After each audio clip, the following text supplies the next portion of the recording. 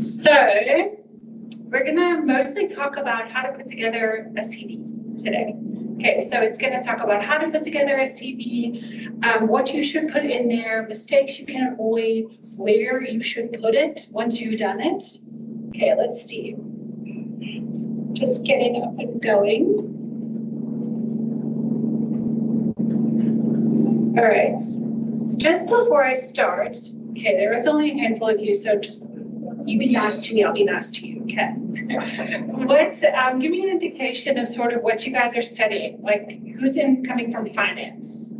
Anybody? Finance, okay? And you guys, engineering, accounting, or where are you at? Accounting. So everybody here is from finance of some sort. Okay, right, okay. You guys, can you move the slide forward one?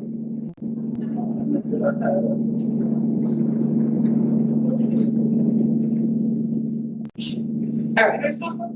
So I want everybody, when that picture comes back up, just a moment. Sorry? So let's just. Sorry. We're good. Okay, awesome. Everybody, pick a bottle. See, there's a bottle and a letter associated with it. Everybody pick a bottle. Doesn't matter which one, whichever one you are drawn towards. Yeah? A? What did you pick? B. Okay. Tell me why you picked H.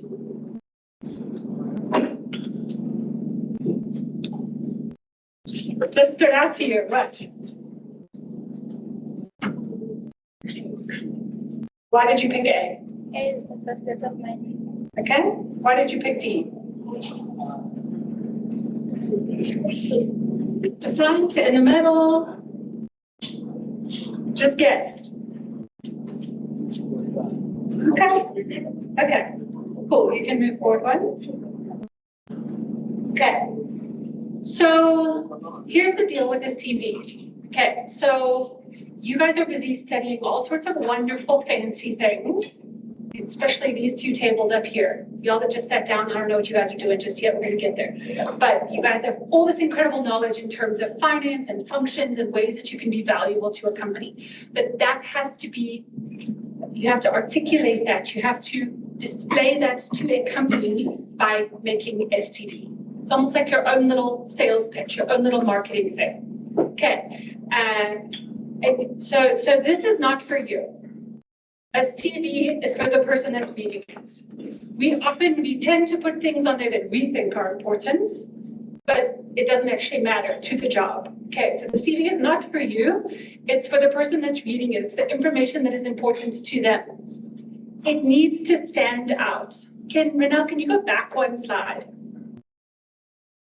These are all the same. If everybody in this room's CV looks exactly the same, it's going to be eeny, meeny, miny, mo. Oh, that one was in the middle. Oh, that's the same letter as my first name. That's not what you want. You want your CV to stand out because of your intelligence, because of your skill, because of the value that you have to add. So we're going to learn today how to make it stand out. Can you move forward again for me, please? Okay, and it should be aligned to the roles that you are applying for. Okay, we're going to look at some examples now, but again, I'm using these two tables here. Okay, let me actually just ask here. Ladies at the middle table here, are you also from the accounting finance department, or are you from a different faculty?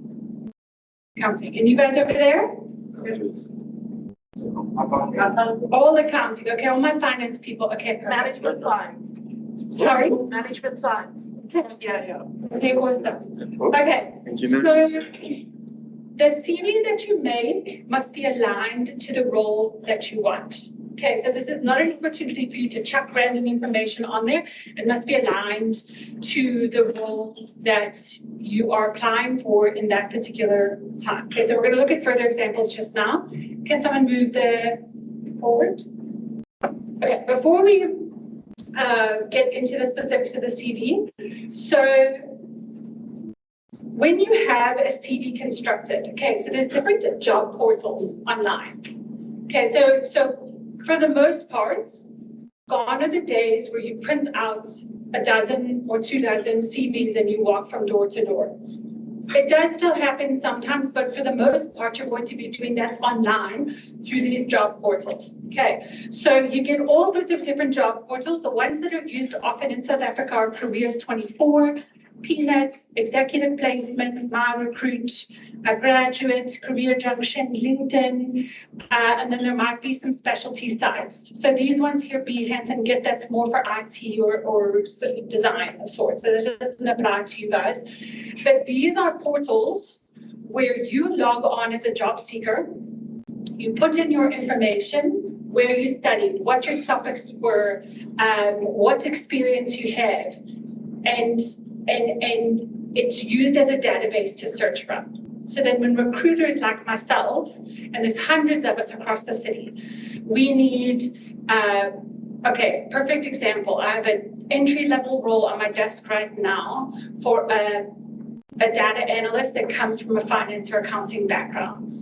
So I would log on to one of these on my side of the portal, on the recruiter side, and I would put in finance, accounting, maybe the accounting software, and other keywords, which we'll also come to. And based on what you put on your CV, your information might come up or might not. So what you put on that CV, how you market yourself, how you sell yourself is really important, because it's the difference between you being seen or not seen, getting an opportunity, not getting an opportunity. Okay, let's see here. Okay, go forward for me. Okay, these are 2 CVs. Which one would you more likely make? Who said A? A. What else? What would you make? You would make one that looks like B, okay? A.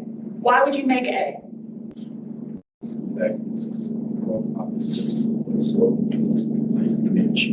Sorry, can you repeat that a little bit louder for me? Look like it's from because it's also my pictures.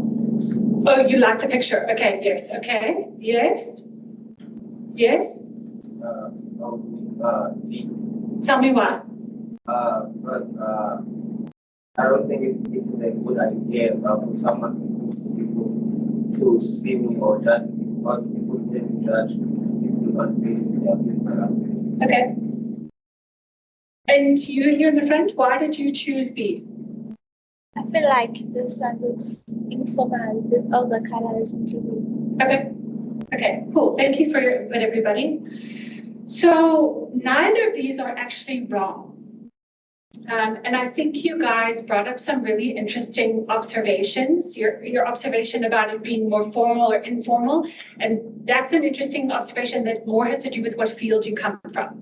So I could imagine somebody coming from, see, this example is somebody from a graphic design background. So this slightly playful, more looking one would probably be more appropriate, right? You brought up an interesting point about the photo. That is something that's constantly like debated. Should people have a photo? Should they not? Is it fair? Is it not fair? But the real reason that I showed you guys these is to make one point. This one is made with outside of Word. This one would be made with like Canva or some sort of design software, whatever version of it is. And that means that all of this fancy stuff on the side here, it won't be read by the tracking systems and the software online when you submit your application. So to go backwards, that's, you know, we talked about the job portals, the Careers 24, Peanuts, executive placement, those places. When you log on, it's going to say, put in your name, the university that you went to, whatever your skills are, what software you're competent with. So with your finance people, you know, you're going to put Sage, Pastel, Zero, whatever it is, you know, financial reporting, no, trial, what is it? Accounting to trial balance, all those things. if it's over here in this pretty part, when you submit it online, the software isn't going to read it. So unless I happen to click open yours, click open yours, click open yours, click open yours, that information is not going to be in my face. The software is not going to pull it out. Does that make sense? This one, that's all text. The algorithms can read all of the text. So even though this one looks plain, you can fit more information in there. For people coming from a finance background, it does look more professional, but the more important thing is that one can be read by the software line that recruiters and companies use to pull out information and to find information. So again, going back to the example of the financial data analyst that I'm working on now. If this person was a financial data analyst and I typed in the Sage, Pastel, whatever, those few skills, and this person had them, but they were listed here, this person would not come up in my search because it can't read this format. If this same person had it like that, and I put in the same keywords, it would find them. Okay, so your format is really important. Actually, let me, okay, go forward one for me. So your CVs, and I mean this with all the love in my heart, please do not take up one entire page to write your name, surname, ID number, phone number, address. You do not need to use an entire page for that. Space, go back one slide for me.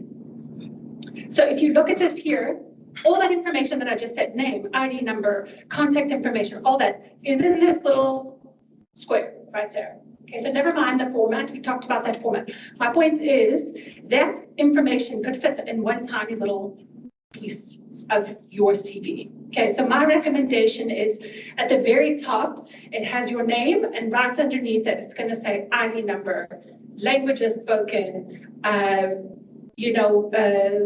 what is the word I'm looking for? Residence, as in where you reside. You do not need to put your full address. You can just put Durban City, Komashu, Mshlanga, Durban, something like that. So people have an idea of where in the city you live. Because especially as you're starting out, location is very important for you traveling to your job. And that can be something that also makes or breaks you getting an opportunity. If you can just go forward again on the slides for me. It's very important. So in English, they talk about the first person. So I have done this. I went to accounting school. I know how to account to trial balance. You don't want any I's. Okay. So you're not going to not write in the first person. You're just going to write the task. Accounting to trial balance. Competent with Sage Pastel. So no I's. Does that make sense? Anybody have any questions really quick before I carry on rambling? Anything about the format?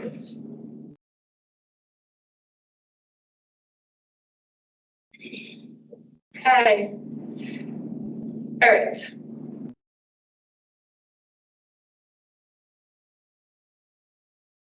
Okay, so with this second point, use power words. Okay, so what is meant by that is I find often on CVs. Yes, Renal? We have a question. Yes. From somebody online. Yes. Is it necessary to include my ID number? What if you don't want your ID number to be seen by many people? Yes. Since I'm sending my CV out to so many companies. Yeah, very good question. So by law, you do not have to put your ID number on there. That is your private information. I would suggest maybe I've seen something that I've seen that other candidates do is they'll put the first 6 numbers because that's essentially your birthday. So let's say it's 910710, and then it just goes ... Because often companies say, for example, want to give an opportunity to someone under 28. And that is the search criteria that somebody would look at, is that's how the search engines would search it, was based on ID number or birth date. So, but if they don't want to include their private information, they don't have to. Anything else? Yes. It compulsory to write all of the skills for the You want to write the skills that are applicable for whatever you are applying for. So you're busy studying finance. Let's imagine that you're going to apply for a retail associate job at the mall in the meantime. You don't need to list every single accounting function that you can do, because it's not going to land you that retail associate job. What you are going to, you can generally categorize them, but what you do want to focus on that CV are the skills and the experience that you have that closely match whatever the retail associate one says. So if it says, have experience with stock take, accurate counting, something, you want to list those things on your CV. Does that make sense? So say as this really right. Say that again. So it's the same as an object in this The same as an objective. When you say same as an objective, explain that to me. I think they say basically challenging opportunities in business that can help you to meet the skills and also improve the experience in the organization. Maybe it's like the appeal for offices, right? And just for instance, that the job and staff or you have excellent communication skills and staff, you have to write the thing that like is related to the job or something. Yes, okay. So, yeah, very important question what you just said. So usually if you're applying for a call center, let's use your example, you would have seen some sort of job advert, correct? And it would have said, can talk to a wide variety of people, clear communication, can keep a level head, accurate admin, something like that. I'm making it up. It is very important, very, very important that you are honest, that you are very honest on your CV. But find more often than not, people undersell themselves and oversell themselves, or they don't realize that experience that they have can be used. So, for example, in school projects, you probably have experience talking to people at different levels, teachers, management, business owners. So on your CV, you would write experience with talking to a diverse group of people. And it reflects exactly with that job set, with that app for the call center. So you don't want to claim something that you don't have, but very often we actually do have experience in one way, shape, or form with that thing. Meets deadlines regularly, never been late for an assignment. Because you've then said what you can do and you've given proof for it. So that CV is going to look a little bit different than if you were applying for a finance role, because you're emphasizing different skills.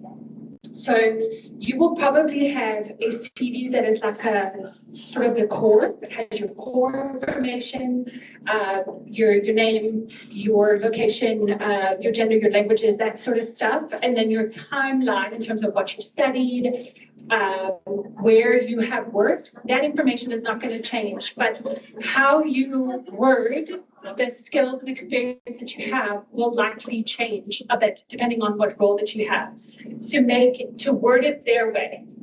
You know, does that make sense? What do you want to ask me?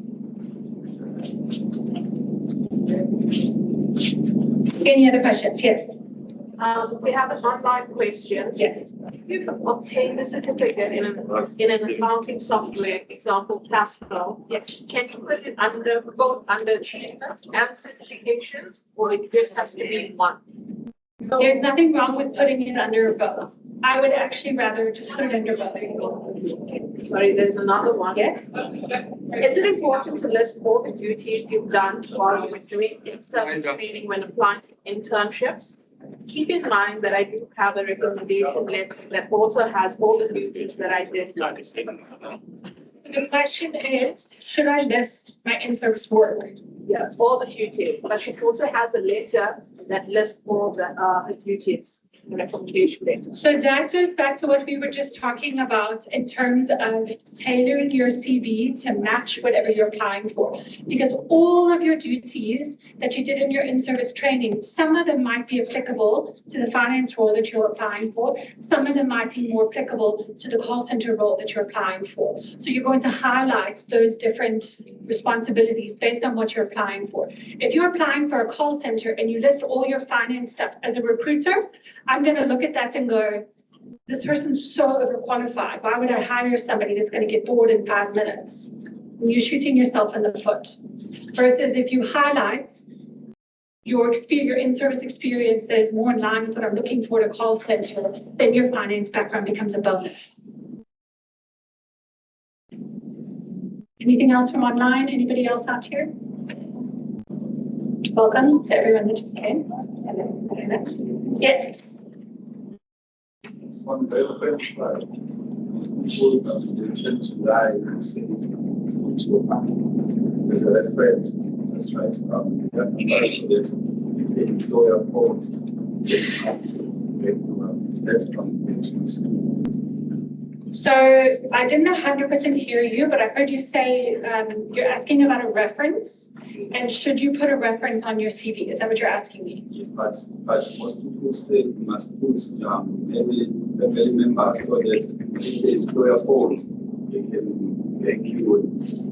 The employer, they can convince the employer about you so that they can hire you. What do you think about that? So the question is that the right thing to do when you are accessing? Well, you tell me.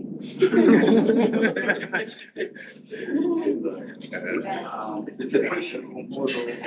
I understand it's a question, but so you're wearing Puma. Let's say you're the manager of the Puma store, and your friend there next to you hands in a CV, and you phone his references. Now you are responsible for this person, and you get their auntie or their granny that's talking shit. Sorry, my love just Sorry, Manal. How would you feel if you were on the management end of that? Would you trust that person? Would you find them reliable? Would you recommend them to another store? I think you answered your own question. So the real question is, how do I get a reference when I haven't worked? Right? Okay. References are really valuable, very valuable. References are like gold. Okay, we're totally going off topic now because you guys have amazing questions and I don't mind that at all. We'll come back in a moment.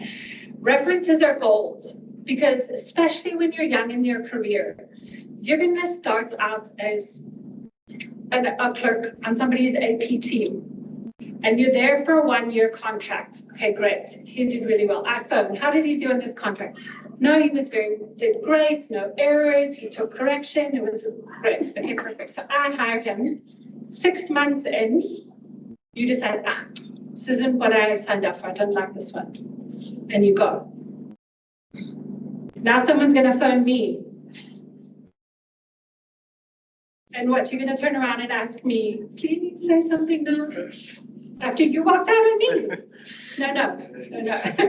Your references are gold, okay? So it's really important that you get someone that you feel like has supported you and been on your side in your educational process, especially now. So some of you, who's working right now, like a job with a employer? Anybody? Are you all just studying full time?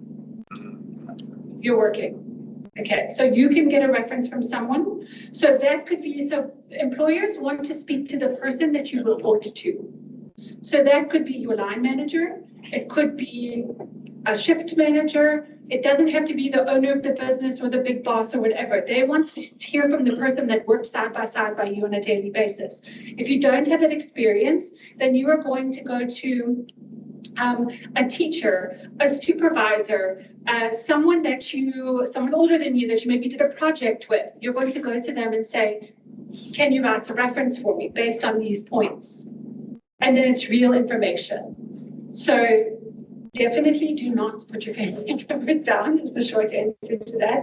But you will have to communicate. Like sitting here right now, can you think of a teacher or maybe an older student or someone that mentored you, a tutor, somebody that you think, okay, that person could vouch for me? Can you think of someone? Yes. That's the person you're going to go to. Okay. Renata. Another question from online. What happens in the case where you have experience in different industries? Example, call center and teaching. Do you list all these jobs to show that you have a versatile work experience? Absolutely. Yeah. Okay. I'm going to hold on to that question. I'm going to answer it just now. I'm going to go back to the slides and we're going to answer that question. Okay. So we were talking about power words. Okay. So this is where things like Google, online dictionaries, ChatGPT, these things come in handy. Okay. Instead of going, I sold things, you're gonna ask, how do I phrase this in English so that me selling shoes sounds professional? And it's going to spit out an answer, something like daily pursued targets with excellent customer service to maximize sales. But you're using power words and you're using the words, it's the same thing, but you're saying it in a professional manner. Okay, so when we talk to friends, when we talk to family, we talk in a very casual way. When we are at work, it's important that things are said in a business way, in a professional way. Okay, so that is what that is referring to. If you need, and honestly, if you need help with that, just Google it. Just Google, how do I say this in a more professional way? And that is how you will learn those words and take them forward with you. Avoid too many generic words that are being overused. Passionate, hardworking, detail-orientated. Those words are so overused, like overused to the moon and back. It actually is so overused that it becomes a negative. Okay, so we're going to talk about just now what else you can put instead of that. Bullet points makes it very easy. You know the little dots, the bullet points. It makes it very easy and quick to read because then it's not a whole big long paragraph where someone's going, okay, first I started out in AP and then I got moved over to the debtors team and then bullet points are you listing the actual duties that you do on a daily basis. I pull the bank statements offline, I recon them, hand them over for review. Boom, boom, boom, boom. Okay, it makes it much easier to read. Okay, use your spaces wisely. It doesn't need to be included. Profile pictures. Okay, we talked about profile pictures. Whether you include a picture or not is 100% up to you. That is a 100% of personal preference. If you are going to add one, if you do choose to add one, it's very important that you are smiling and look pleasant in it. I've seen too many photos where people are like, and I'm like, seriously? Like, I think my toddler could have taken a better photo. Come on, people. Okay. So if you are going to include one, put on something that looks professional, even if it's just your jacket and hair up. Do your hair nice, stand against a plain wall, nice light. Take a nice photo. In this day and age where everyone's taking photos every 5 seconds of each other, there's no reason to have a bad photo if you choose to include it, but you do not have to. To his point, you don't want to be judged on whatever. It's 100% your preference. Okay, dates and titles. This is really important. When you list, can you go back to the 2 CV examples for me? Okay, so these are not very big, but you can see here at the bottom. So this says 2008 to 2014, says the name of the company and your position. Okay, so this could be This could be December 2024 to January 2025, Puma Retail Store Sales Associate. Okay, and then you're going to make your little bullet points underneath here, but it's really important, the same that you would for a report. It's really important that your information is organized and in chronological order. Start with most recent and work backwards. Okay, can you go forward again to the last one? And then forward again. Okay. So the question was, repeat that last question that came through. It was about, do I add all my variety of experience? Yeah, if you work in different industries, do you? Okay, good. So it's not on this slide, it's on the next one. It's very important. Yeah, go forward for me one. No, come back. Okay, so it's really important that there is no gaps in your timeline. You guys are finance people. You know that 0.1 cent throws everything off, and then you're hunting to try and find that 1 cent to make it all balance. Okay. Same goes for a timeline. So as a recruiter, I'm going to put all your dates in order. If you have put them in order on there, 10 points for you. Then I'm like, wow, this person's so organized. As I'm reading through it, they understand what they've done and how they've done it in. It's very important that the timeline does not have gaps. Okay, so if it shows that you have been at varsity from January 2021 to date, and then I see 1 month jobs spread out between there, I'm going to go, okay, this person's studying full time and they're working these holiday jobs. But if you graduated in 2024 and the first job listed on there, let's actually go backwards. Let's say you graduated in 2021 and the first job that you listed on there is in 2024. My brain immediately goes, what were they doing for 3 years? So you have to close that gap for me. So even if it says January 2022 to June 2022, home, taking care of family responsibilities, July 2022 till December, active job seeking. Now I know what you've been doing. But if it's not there, I'm thinking, okay, was this person sitting at home watching soapies? Like, what's actually happening here? So if you did have random jobs, if you did take the call center job, take the retail job, take the temp job, so that you have work experience, you have money coming in, list it. List it in chronological order. It doesn't matter if they come from different industries because you're starting out. So as far as I'm concerned, the fact that you have work experience in the real world matters far more at the start of your career than exactly what industry it comes from. Anything else? I'm going to go to the back there. Yes. Yes. No, you can just ask a question. Ask based on what you said, that we have to come to this gap of this basically you applied for a job at a call center. Yes. But you were doing this gap of 3 years of graduating something that has to do with validation. But now when the job hunting, we are not finding ways. So we are just going with how it's doing. Call center. Yes. And then I just want to ask, wouldn't that be okay to the moment that I put something that I can experience on like the qualification that I stand for? So if I understand you correctly, you're saying, let's say you were working in a finance or accounting job for 3-4 years, for whatever reason, let's call it a project or contract that comes to an end. You haven't been able to secure something else in your studied line of field at the call center. Is that what you're asking me? Okay. So in that case, you're going to have your finance CV, okay, that you submitted to finance places, and then you're going to have another version of your CV. That is, the wording on your job duties is slightly tailored or added to reflect responsibilities that are needed at the call center. And you can even add a one-liner in there to say,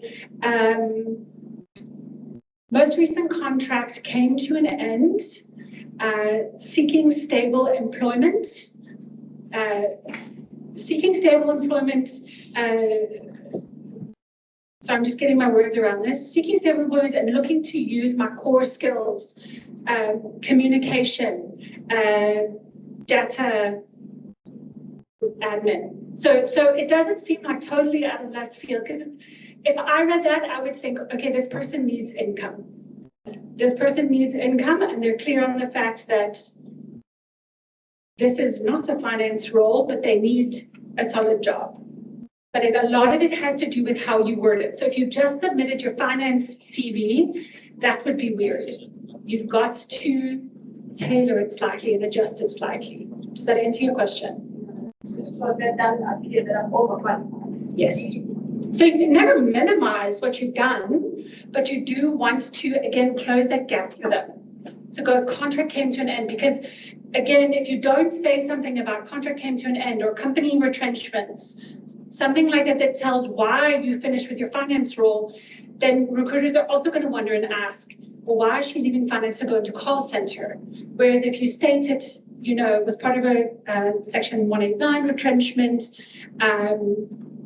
looking to utilize my wide variety of skills in addition to finance, such as communication, strong administration, so on and so forth. Thank you. You're welcome. Yes, Renal.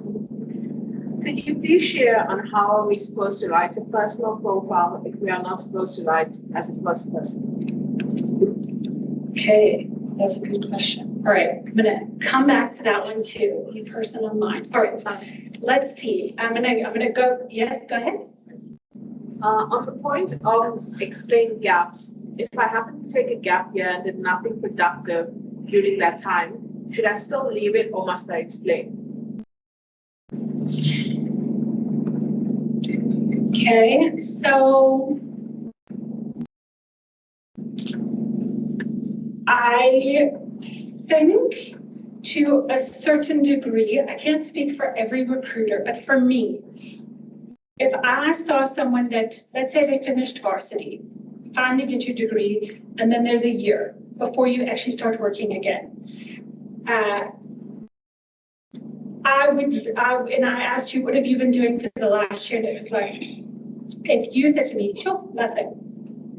That would be a little bit different than if you said to me, I was absolutely exhausted from my studies, that I just took a year to regroup.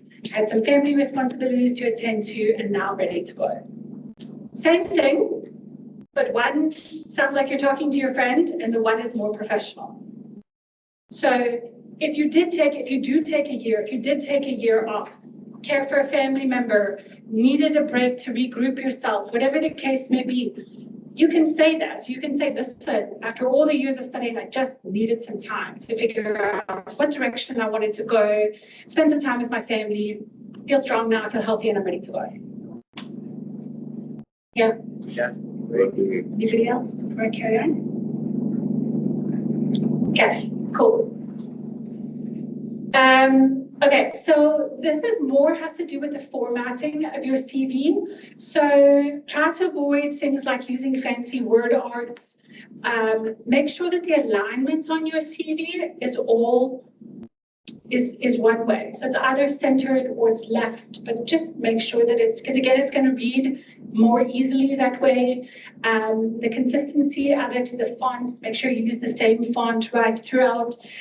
These things might seem small, but they make us, I honestly probably look at 200 plus CVs every single day. So my eyes and my brain get tired. If the text is all over the place and the gaps are funny and it's big, small, and then changes and whatnot, I'm not going to be able to read it easily. I'm not going to give it the attention it deserves. So do yourself a favor and keep it all in the same font, keep it all in the same size. To this consistency, whether we talked about explaining gaps. I am a fan of if you started a qualification and you did not finish it for whatever reason, because the Lord only knows that there are too many young adults in this country who started a qualification and have it incomplete because of a variety of circumstances. List it anyways. exactly like you would anything else, the university that you studied at, the program that it was, what subjects it was, and then you can literally just put in parentheses like this, incomplete. And again, I speak to young adults and professionals every single day who have something like this listed on their CV, and I'll say, tell me about this incomplete. 9 out of 10 times, someone will say to me, I started the degree, I couldn't finish it due to family financial circumstances, but I've taken all the knowledge that I learned, and that's what actually propelled me forward in my career, because you did the work. Okay, so list it. Yes, Rena? As someone who has been a full-time student and preferred to focus on academics before I found a job, how do I go about populating my CV? What exactly do I say if I have no work experience at all? I'm going to come back to that one because that's kind of a different topic altogether. I'm going to keep going here just to get through the bulk of this, and then we can come back to some of these more in-depth questions. So the next thing that I want to point out here is name your document file. I would assume that when you submit something for class or whatnot, you cannot submit it as scanned x0752,000.pdf. Like, you know how scans come up. You have to rename that file, am I right? Yeah. You probably have to rename it. Accounting report 702, 2025. Your CV is no different. Rename it as your name and the years. So, Spotile Gumere, 2025.finance CV. Same thing, Spotile Gumere 25, customer service CV. And that's the one that you send to call centers and retail associates. Then you can also keep track of those files for yourself, and you don't feel like you're starting over from scratch. It's very important that you have a filing system for your CVs. Can you go forward one? Okay, wait, we're gonna come back to the filing system. Somebody else put the slide should get it. So when you feel like you have finished your CV, there's a function on Microsoft Word that does a spell check. You need to use that. English is my first language, and I probably spell a dozen words wrong in my documents every single day, every document that I do. I rely on Microsoft spell check. Please use that. Spell check it, and then once you've spell checked it, read it through or get something to read through, because I promise you these are real examples. Okay, so this person worked for Link Pharmacy as a pharmacy assistant, and they were a drug snorter instead of a drug sorter. That's a really big difference. That's a very big difference.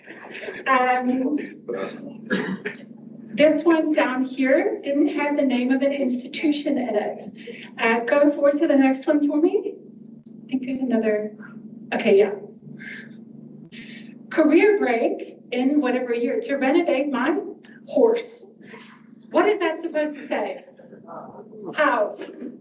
Spell check is not going to pick that up. Skills. Strong work ethic, attention to detail, team player, self-motivated, attention to detail. What's wrong with this sentence? Sorry? You did that twice. Yeah. So they repeated attention to detail twice. They don't have attention. They don't have attention to detail. They've just shot themselves in the foot. My duties included cleaning the restrooms and seating the customers. Does that sound awkward to anybody else? Make that 2 different sentences. My duties included cleaning the restrooms. Next bullet point, seating the customers according to the seating chart. So, like, make it a reason for leaving. I thought the world was coming to an end. Award. National record for eating 45 eggs in 2 minutes. Guys, I'm not even kidding you. Every few months, I come across this CV where something like this is written on it. Once, I've had a CV that had a whole section about this woman who was applying for a financial position, and it was this whole paragraph and all the duties with that of like a pole dancer. And when I phoned her out of curiosity and asked her about these responsibilities, she died because her friend had edited her CV for her and she did not realize. Read your CVs. Even when you think they're done, read them. Okay. Can you go forward to the next one? Okay, so a lot of this we've spoken through. These are basic things that you want on your CV. Who are you? So your personal details, again, is going to be your name. I do not think that you need to have your full legal name on there. I would go with the name that you are called, maybe your legal first name in parentheses, if it's different, and your surname. I don't need 7 middle names in between. It's not going to make a difference whether you get the job or not. So please just give me the basic information. If you're comfortable putting your ID number, what area of town you come from, what languages you speak. I'm trying to think of what other, your contact information. So important. Literally every single day, I have a CV come across my desk that I'll think, oh my gosh, this person's perfect. And then I'm looking and I'm looking and I'm looking. Where's their cell phone number? Where's their email? Where's their cell phone? Where's their email? Beautiful CV, but they forgot to put their cell phone number and their email on there. Make sure that your contact information is right at the top. And if you have 2 cell phone numbers, one for WhatsApp, one for calling, you need to list it as such. You say cell phone, WhatsApp. Okay. Make that easy on us. Make that easy on everyone.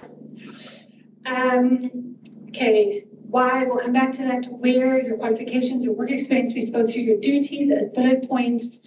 And then the how, so more the context. So again, let's say that your call center job is at a 1,200 person call center and you were within a team of 50 working night shifts. That is context information that you want to add in, because you could be working at a 1,200 person call center or you could be working at a 50 person call center. And that experience is very different. So I think that that information is important to add in the context of it. Okay, go forward for me. Yeah, contact details, summary page, skills matrix. Okay, so a lot of people, you can do a matrix, like a table, or you can just make a list of your actual skills. So accounting to trial balance, data analysis, financial reporting, forecasting, rolling budgets, Forex, whatever, but you can list those skills. And then we spoke about references earlier. Let's go forward one. Okay, so I'm going to use this gap here to address your last question, Renal, for those that have focused on their studies and have not gained work experience yet. Okay, so this is when you have to get creative. First of all, I would say get work experience immediately. So whether it is on the weekends or in the holidays, but start getting work experience. The longer that you leave it, the harder that it's going to be on you. And for someone, it raises too many questions. The sooner you can get work experience, the better. Okay. That being said, I think people often have more work experience than they realize. So there is often there's often volunteer work that you do. Crash in your community, mentoring young women, young students, mentoring other young accountants that come into a program, environmental work. There's a variety of volunteer work that goes on campus. You guys know that. So that work is important to list. So if you do not have work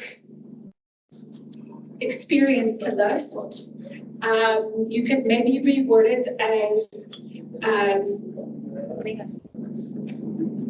trying to think of how I would word that. Yeah, I would actually just use this word. It's a transferable skills. and say volunteer work, and exactly like you with the other one, list what the organization was, what your role was in it, and what you did, as well as the dates associated with it. If you've had vacation holiday jobs, if you sell stuff on the side of the road before class, in between, after hours on the weekends, list that. That is work. That is beautiful work. Projects that you have to do in conjunction with other people. Describe what the project was, doing a financial year-end audit for a automotive manufacturer based on X and Y, what your role was in that. Okay, part-time work, same thing, you're gonna list that. And then any leadership skill or leadership role that you took. So if you were the head of one of the projects, if you were the lead on a volunteer project, you want to list that. So for some, if you don't have, what is the word I'm looking for? Official work experience, you're going to look to these things and you're going to format them the same way that you would work experience on your CV. Yes. How will you state if you are doing more than one job at the same time? Currently, you're working 2 jobs at the same time. How would you explain that? So your timelines will show that they were working at the same time. And I would say next to, because it's going to say the name of the company, your role, and however long you've been working there. And then I would just add in parentheses there part-time. The other question was, I need help with my CV structure, but the slide before that dealt with the structure, so that was fine. Next question is, what is a good manner to state on the CV that I left the job for another job opportunity? I think exactly that. I received a better career opportunity. You can word it, if that didn't feel like that is insufficient, you can say, received an opportunity in my field of study, received an opportunity that I felt provided me growth experience, received an opportunity in an industry of interest to me. My question is, how can I write my CV as I own the company that is formally registered, but it's not operating because I'm still doing my second year DUT as a student? So I need incubation program and capital to launch my idea that I've drawn. But I do need to get a job to get income and save what I need. So madam, how can I write my CV as a young person in the early 20s? Okay, so if you have registered a business and you have an idea, but you're not working in it, that is still an idea. It is not a business. It's not something that you're trading and actively working in. You can only list active experience. So if it is not active, if it's not something you have functionally transacted in, do not list it. Focus rather on the other aspects we just talked about in terms of volunteer work, vacation work, projects, part-time work. That's how it focus on. Can I highlight my commitment to ongoing learning by including online course certifications? Absolutely. 100%. Yes. How can I effectively showcase them as part of my achievements? Exactly like you did all your other achievements. You're going to state the name of the institution, whatever the course was called, and the year that you did it. So LinkedIn, big data analysis, 2024. Audience questions?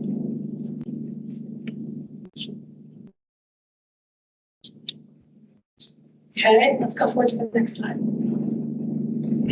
Okay, so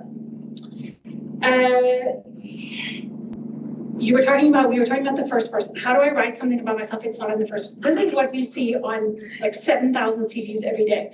I am hardworking, dedicated person, passionate. My qualification is directly aligned to the requirements. I've done some vacation work that would allow me to hit the ground running. I look forward to hearing from you. Literally, that same sentence I read dozens of times every day. So shampoo bottle, shampoo bottle. There's nothing about that that stands out. Can you show that shampoo picture so I can, just for everyone that came in later?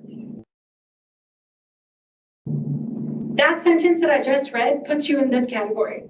These are all the people that just applied to that same job as you. And you look like every other shampoo bottle when you use that sentence.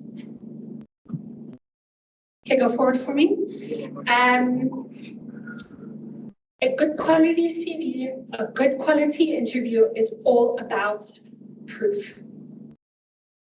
My teenagers could say to me, I'm hardworking, I'm dedicated, I'm passionate about whatever. Anybody could say that. It doesn't matter. It doesn't mean anything. You have to give me an example of something that validates it. Okay, so examples are like the key to your CV and any interview that you get. So instead of this paragraph, just go forward one. I want to see what the next slide is. Okay, here we go. This is an alternative version. Okay, so again, we're not in the first person. So this is more of an IT example, experience in front and back end developments across multiple coding languages with a focus on UX. Successfully developed a number of websites. So these websites could have been your friends that have registered these businesses and whatever that you did on the side where you're studying. Doesn't matter, you still did it. Okay. Successfully developed a number of websites, including a complex e-commerce website. The link is below. Strong collaboration skills with previous client-facing experience in a consulting environment. So that goes back to I have a finance background, but I'm applying for a call center role. This is a great sentence. Strong collaboration skills, strong communication skills, strong collaboration with previous client-facing experience, strong communication skills with a wide diverse of client-facing experience, such as clients seeking pension information, cell phone accounts, so on and so forth. You're giving an example of it.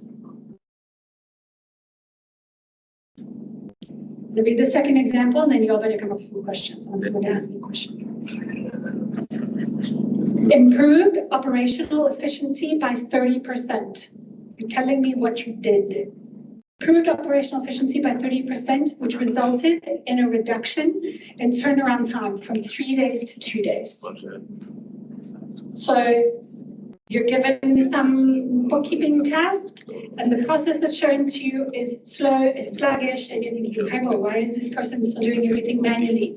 And you quickly implement your own process that automates it, and it goes from 2 days to 3 days. That you want to lift.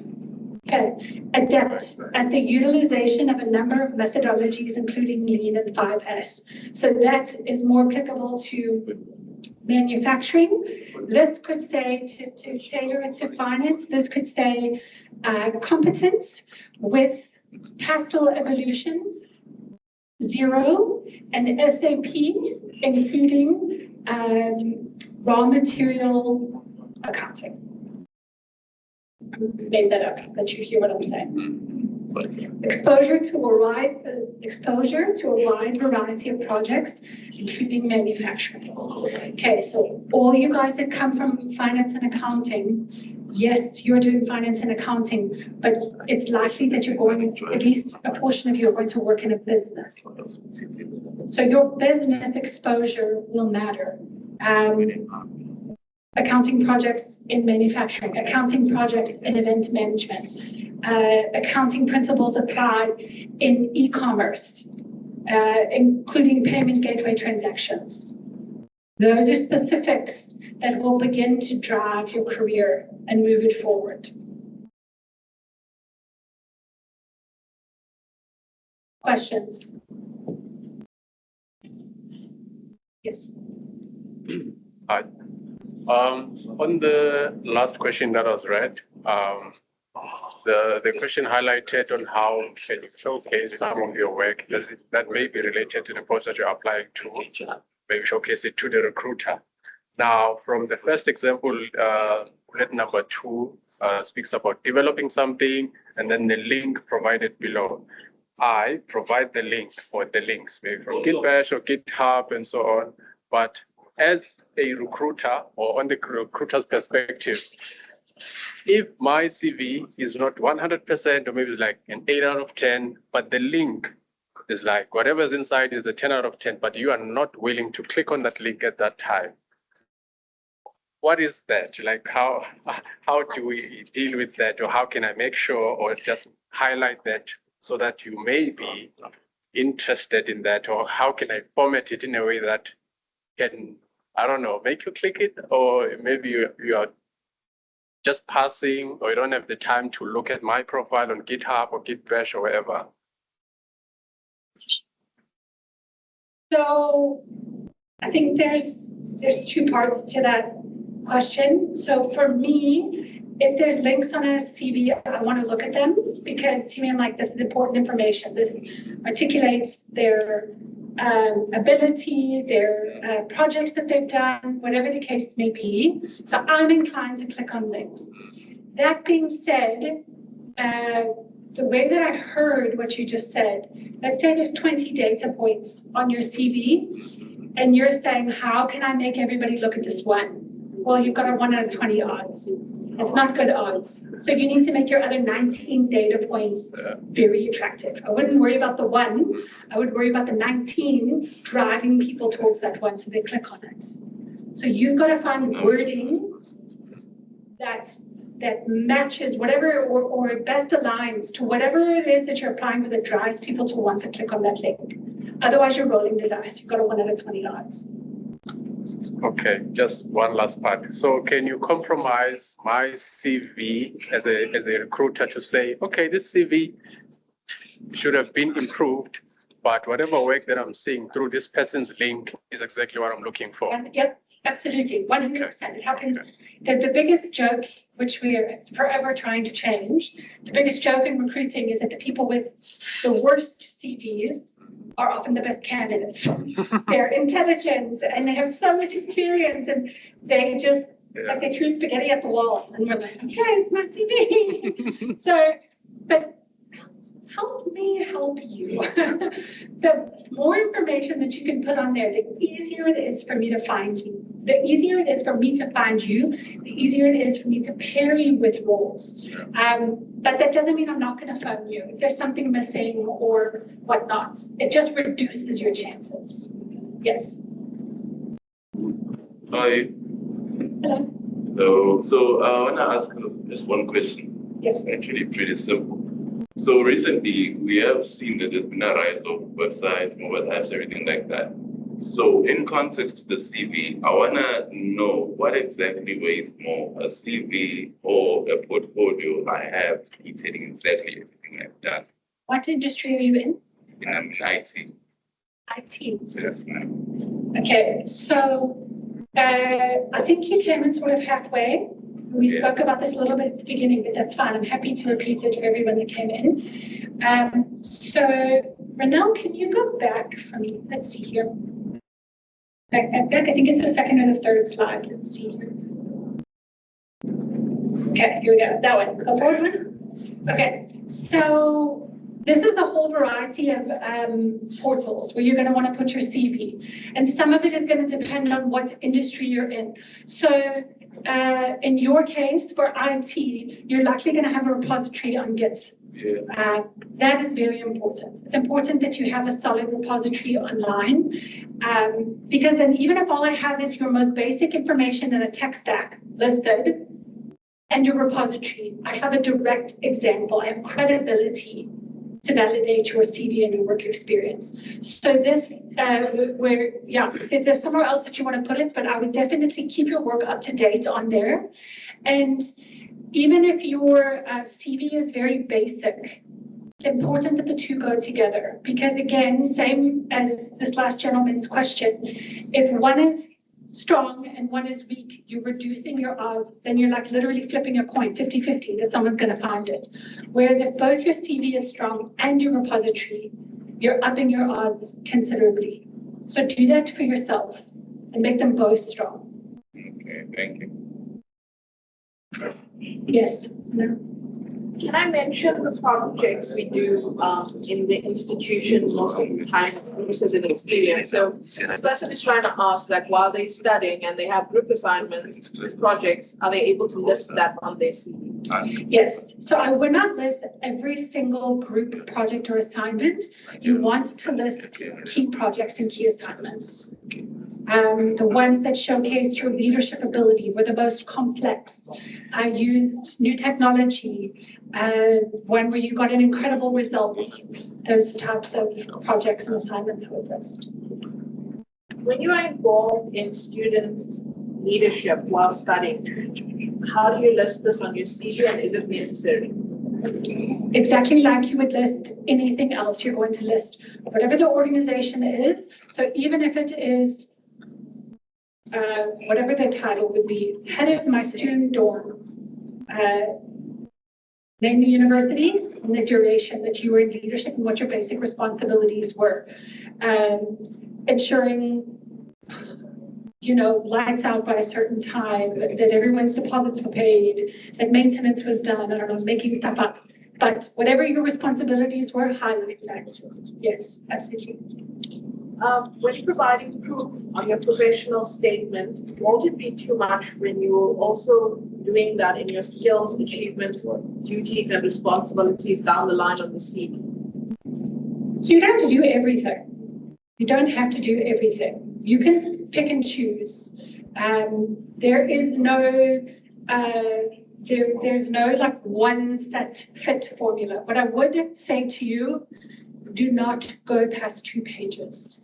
Do not go past 2 pages. You must fit whatever experience that you have into 2 pages. Okay, so your basic information is going to be at the top. You're likely going to lead with whatever qualifications or educational experience that you have. Then if you have work experience underneath that, but even that order can kind of fluctuate depending on the role and how much people value education over experience or whatnot. But you don't have to list every, if you've stated it in one place, you don't have to then relist it 700 times. Just pick one. Using the example you showed for the profile statement, how do I avoid being redundant in my profile statement and outlining duties in my current role and skills? How do I avoid being redundant? Well, it's likely that you have more than one duty. So if you have more than one duty or one responsibility, you should be able to create more than one sentence. So just maybe have a bit of a better think. And if you struggle, because I know often we just do stuff. I know I just work there on the weekends. I know I just sell vegetables. I know I just help at my sister's hair salon. I just adjust. And we brush off these little things when actually you are monitoring stock, you are ordering from suppliers, you're negotiating prices, you are confirming bookings and keeping the flow of the salon going. You are doing, you have actual skills. So sometimes, again, and I don't even want to say sometimes, often, it would be worth putting in on ChatGPT or whatever AI you like to use and go, what are basic hair responsibilities? Or what are basic responsibilities of an assistant at a hair salon? And you'll see like 12 pop up and you're like, hi. And you go through and you're like, oh, actually, like I do that one and that one and that one. Copy paste. Maybe you want to reword it slightly. Same thing for selling vegetables at a market or assisting your dad with electrical work on the weekend. What are basic responsibilities of an electrician? You've been doing it since you were 12. So to you, it's just, oh, I just do electrics on the weekend. Put that in. What are basic responsibilities of an electrician? Oh yeah, wiring this, handing tools to my associate, keeping in pace with them, taking this part, list that. But often we need help finding the words for these things because it's just what I do. So use the tools that you have available to find the words that you need to actually articulate what you can do. Because you didn't get into this university by fluke. Yes, anyone else? Thank you for such an informative session. My question is, how much can we trust portals such as LinkedIn with personal information, especially attaching personal documents? Is there a way to ensure that a specific portal is safe, or are there ways to make the best use of a portal safely? It is best to have just one portal, or is it better to have a few? I would use all of the portals. Put your File your information on all of these job portals that we, Careers, 24, Executive Placements, Career Junction, LinkedIn. Upload your CV everywhere because different people have different ways of finding candidates. I might find you on these 3 spaces, and this person might find you on those 4 places. So the more places you upload your information, the more easily you will be found by a wider audience. In terms of your personal documentation, you're under no obligation to upload any certificates. What is that called? Your marks, like your transcripts. Thank you for that word. You don't have to upload any of that. If and when you get an interview and they're going to move forward with you, they will likely ask for those documents, and then you know you're operating within a public compliance process. The last question from online. If I have 3 job experience and I have a lot of duties in all of them, how do I confine my CV to 2 pages? Okay. So I'm going to say this in 2 different ways. The first way, I'm going to say with all of my heart, you are a university grad. There is no way that you have more than 2 pages of experience. That is just not possible. Like, I have executives that have 20 years of experience and somehow fit it onto 2 pages. Okay, so one of the skills that shows recruiters and businesses that you understand the business world is your ability to identify key information and list key information on your CV. So again, this goes back to our very initial point of what do I list for my call center CV versus my accounting CV. You will be editing your CVs regularly to highlight your skills that are applicable for that job. So you're going to you might take some away, you might shorten them, you might add some, all true, but just depending on what is needed for that role. When you are job seeking, your job is finding a job. I'm going to say that again. When you are job seeking, your job is finding a job. So again, talking about accounting and probability, if you get up and you roll out of bed and you're like half asleep and you're lying on the couch and you're on LinkedIn, okay, 1 CV done. Your odds are not great. Your odds are not great. If your job, so you have a job, it's finding a job. You get up, you get dressed like you're coming to varsity. You have an Excel spreadsheet. You are keeping track of every company that has a job listing or an internship that is interesting to you. You're going to list what it is, what date you applied for it, and you're going to set yourself a goal and a target for that date. The same way that you would if you were like, okay, I need to make $200 today so that I can get home with my taxi and I've got money for food. You set yourself a goal and you make it. It's the exact same thing that you're going to do with your job hunting. You're going to go, okay, today I'm putting in 4 CVs to companies that interest me. Once you find those 4 online, then you're going to tailor your CV. This is where the effort comes in. Because if that same finance CV gets blasted out to 50 companies a day, your probability is also not good because it's not specific. So your job is finding a job until you have one. Spend the time, keep track of it, tailor it, track it, follow up. Any last questions? How are we doing for time? 1-3 or 3-0? Okay, go forward on the slides. Let's see what else is here. Okay, short statement. Okay. So again, this we talked about at the very beginning. Your CV is not for you. It is for the people. Matching the words to what the job spec says. Short statements, that goes back to bullet points. Punchy sentences, so short sentences that emphasize your strengths and experiences. This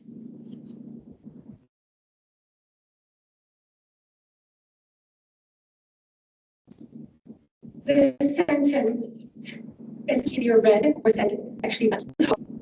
Go back one for me, Renelle. This is hard. This is challenging. Just sit and go, okay, what have I done the last few years? What have I have I accomplished? What are my skills? What project did I complete? That is hard. I think we often struggle to actually find data for it. You guys are data people. Finance, IT, you guys are data people. This is all data that you're putting on your CV. What have you done? When did you do it? What was the volume? With which program? This is data. So if you can think of it that way, it helps remove it from us because we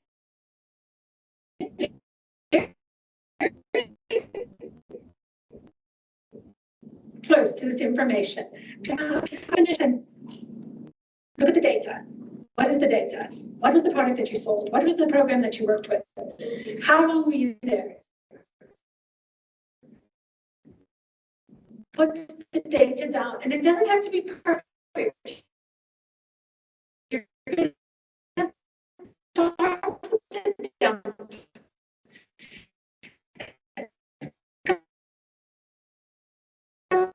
Look like you're going to if you cross some things off and you're going to begin to actually see what you have done and what would be valuable. And as you start looking at job adverts, you're going to go, that one. There's my list right there. Go this one. That's his work. That's it. I'm easy. This is what I do all day, 3 years and years and years. That is work. Put the work in. Advocate for yourself.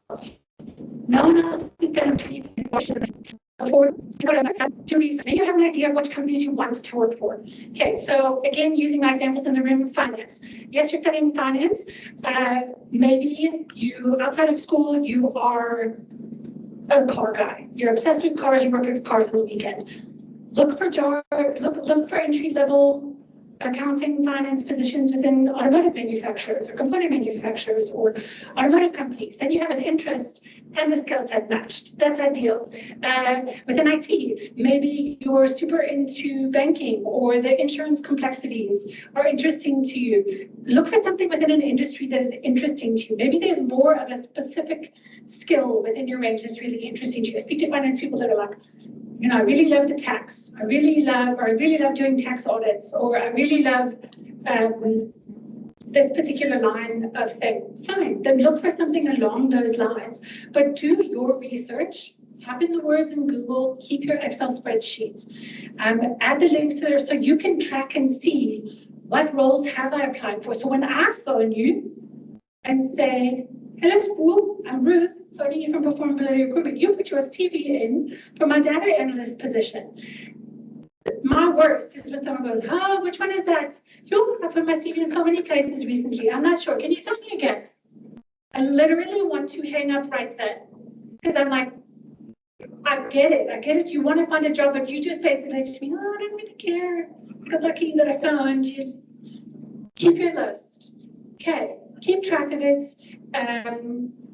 We talked about this earlier, extract common languages and requirements. So look at your job spec.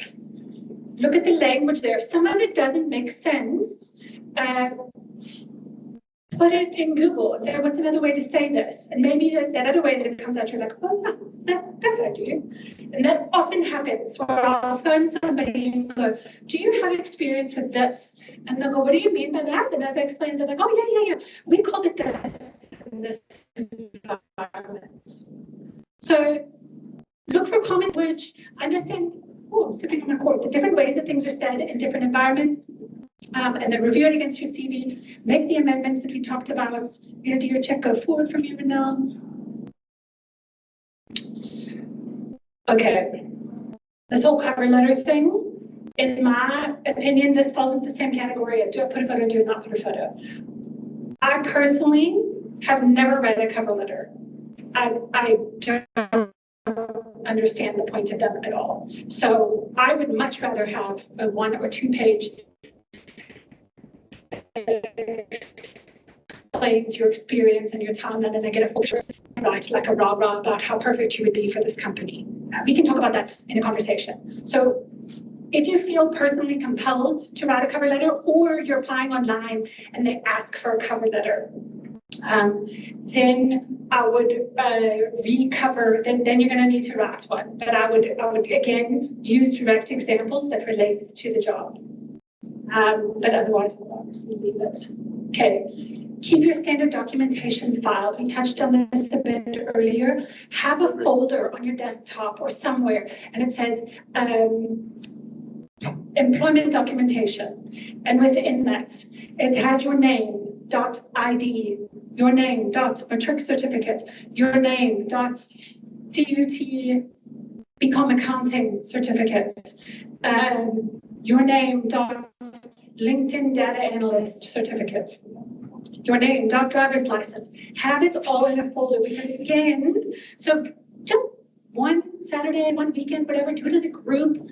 Doesn't matter, make it fun, but just take the time, go get your documents scanned and save them on your drive. Save them somewhere central, in a Google Drive, in Microsoft SharePoint, in a Dropbox or something. Even if you just email it to yourself and you've got it in email, and then you can search your name, ID, or you can search matric certificate and it's going to come up. But the best thing to do would be to have it in a folder. Again, these are standard documents that a company, a recruiter, anybody hiring is going to ask you for, and they will note how quickly you are able to produce these documents. It's like, wow, that person was really organized. They were prepared. They were ready to take action. Versus, I need to go tomorrow and catch the taxi into town, and only then because the scanner is only available at this time, and then I get it to you maybe on Black Friday or something. It's not the end of the world, but it speaks volumes when you're able to produce it immediately. It shows your organization. Okay. Read the application instructions, especially when you're applying online. Not all application processes are the same. Some, if I'm going to use LinkedIn as an example, there'll be a button that says easy apply. You click it and you upload your CV and it asks for basic information. Others don't have that button, and it'll say, send us an email to this address and tell us why you're the best candidate for this. Follow the instructions, because again, you might be the most amazing candidate for the job, but you didn't follow the instructions. So how am I going to trust you with my bookkeeping or my IT framework when you couldn't follow my instructions? Okay, so those simple actions that build your credibility with somebody, and they're so low effort. They don't require money. They don't require fancy degrees. It just requires a little bit of effort and organization. Do that for yourself. Next slide. Make sure that if you create a LinkedIn profile, again, if you have a profile on LinkedIn, it's going to make you more widely accessible. Make sure that whatever is on your CV is the same as whatever is on LinkedIn. So the same jobs, the same timeline, the same company. Make sure they match. Keep your CV updated.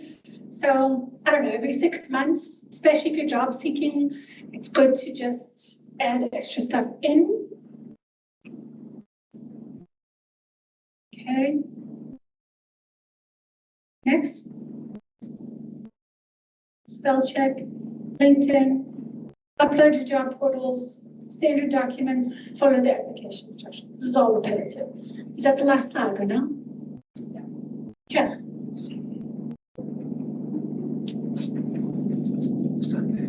Questions? No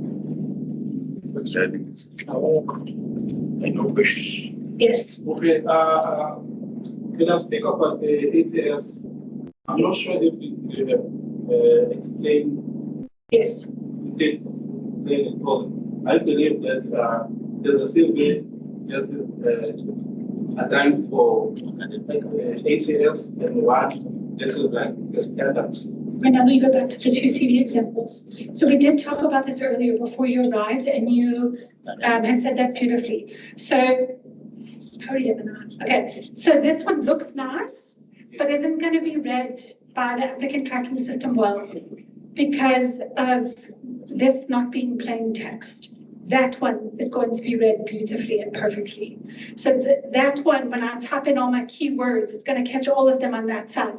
You might have the same words on this side, but it's not going to catch it with my word search because the program doesn't read these as text. So do yourself a favor and just make a plain Word document like that. You can upload it as a PDF, but I'm just saying a plain Word document as in it doesn't have anything fancy on it. Yeah. And the next question, maybe it's also like in South Africa, I believe there are so many online job exams and everything. So when you are searching for CV, I just believe better if we search them if it's required for HR search. So because sometimes you may keep on sending CVs and ideas there, and then people they may open the fake account. So not more safety unless So you are correct that there are fake job adverts that get posted. In my experience, they're fewer and far between. If you look at a job advert, you should be able to Google that company, Google that agency, and something comes up. You can also look at the history of a page or of a website. How long has it been up? How many posts do they have? That goes a long way in validating that this is a real company. And I'm not just chucking my information somewhere into the blue. And also, if you're very private with your information, again, don't include your direct address, don't include your ID number, just include basic information. Because as it is, if you have a LinkedIn profile, your basic education and work history is already online for anybody to see. So it's more your personal private data that you would want to be a little bit more safe with. She's giving me the time. Anyone have one last question? Yes, no. Okay. That's awesome. Thank you so much for letting me be here. I'm going to be back regularly this year doing a variety of seminars to help get everybody going and everybody into the job world. And those will come out to you by Renelle and her team. If you have other questions in the meantime, you guys are welcome to reach out. And thank you so much for being here. Really appreciate it. Was it helpful? Yes. Yeah.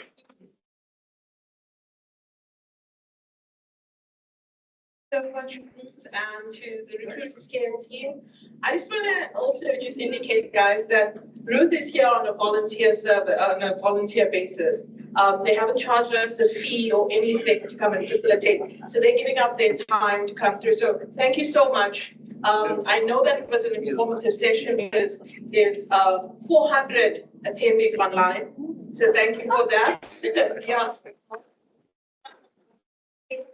Multitude of questions as well online that we couldn't get to, but you and I will chat after the session and then we will be able to answer them. Thank you so much, guys, for attending. We really appreciate your time and for staying and for being so engaging and interacting with Ruth. And I really hope you've learned from the session. The Advancement and Alumni Relations Unit, we'd like to thank Ruth, Gita, and the Recruiters Care team for coming through.